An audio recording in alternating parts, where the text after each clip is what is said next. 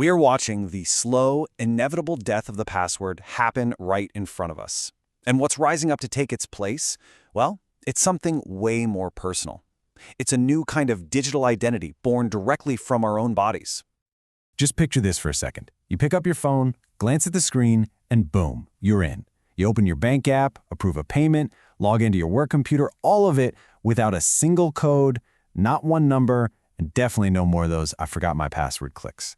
And look, this isn't some far-off sci-fi movie anymore. This is the future we are literally walking into right now. So, why the big rush? Why is this happening now? Well, it's not just because it's some cool new tech trend. The simple truth is, the old system, the password, it's not just outdated. It is fundamentally, completely broken. And you know what the biggest weakness in the whole password system has always been? It's us. We're the problem, the human element. We're just predictable creatures of habit, right? And our so-called attempts at security, they usually just end up showing exactly how predictable we really are.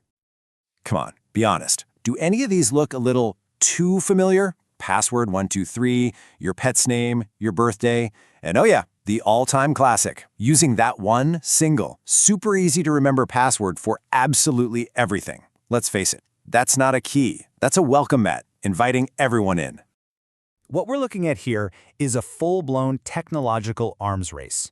While we were over here struggling to remember capital P, @W0ARD123! AI was quietly learning how to crack it in seconds. Seriously, even those super complex passwords aren't much of a challenge anymore for an AI that's been trained to spot our human patterns. The very tech we built to defend ourselves has now turned the tables on old-school security. So with passwords basically on their way out, we're moving towards something that's way more natural, way faster, and, at least in theory, a whole lot more secure. And that something is advanced biometrics. Now, when I say biometrics, your mind probably jumps straight to the fingerprint scanner on your phone, right? But what we're talking about today, it's evolved so far beyond that. This new generation of biometrics is like a deep, continuous scan of your entire existence, and it's all powered by AI. Take your face, for example. The camera on your phone or computer isn't just taking a flat picture anymore. Oh no, it's analyzing depth, the texture of your skin, all those tiny micro-expressions you don't even know you're making. It can even see the blood vessels pulsing just beneath your skin. It's not a photo, it's creating a living, breathing 3D map of you. And it doesn't stop with what it can see.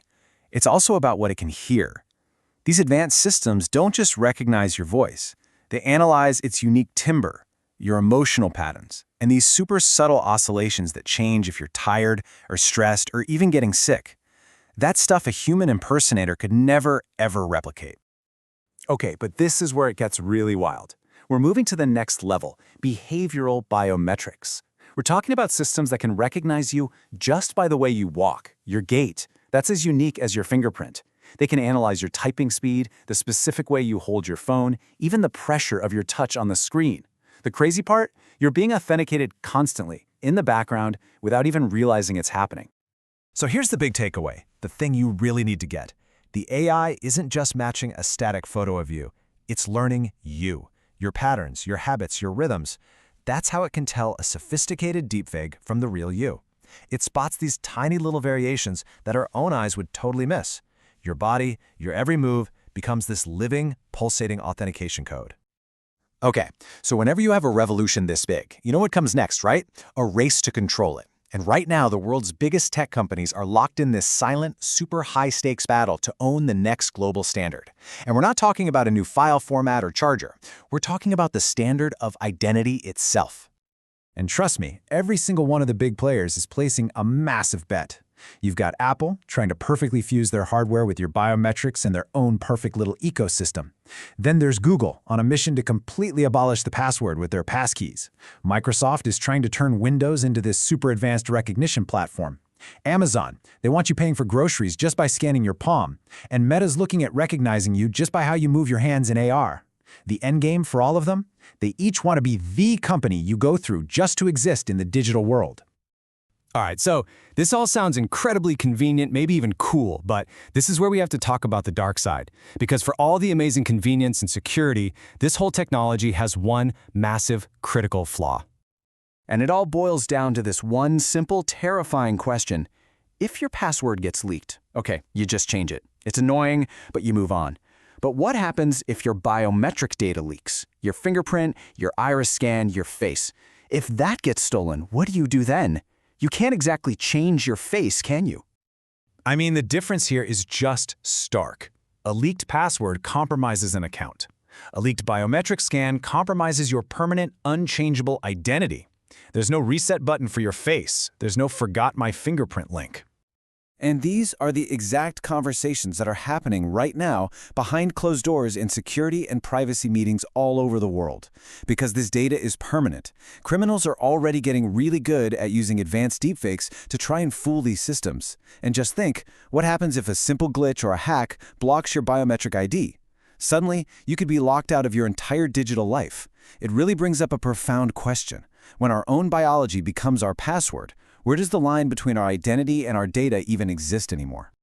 But here's the thing, even with all these huge, very real risks, this isn't really a choice. The end of the password, it's just an unavoidable technological evolution. The train has already left the station. And you know there is a bright side to this revolution. We can't forget that. When this stuff is done right, modern biometrics are so much more secure than any password we could ever dream up. Paying for something with just a glance, walking into your office building without fumbling for a key card, that is a kind of liberation. It's like finally taking off a super heavy backpack you've been carrying around for decades. So the real question isn't if this future is coming, it's here. The question is, how do we prepare for it? First, we have to accept that the change is happening. Second, we have to hold the tech companies building these systems responsible and demand transparency. And third, we absolutely need strong laws and regulations to protect every single one of us. So yeah, the future without passwords? It's pretty much here. Our challenge now is to figure out how to live with it, safely and ethically. Because technology is not going to slow down and wait for us to catch up. Which leaves us with the real question, the one we all have to think about. As we hand over these new biometric keys to our digital lives, are we also handing over a piece of ourselves?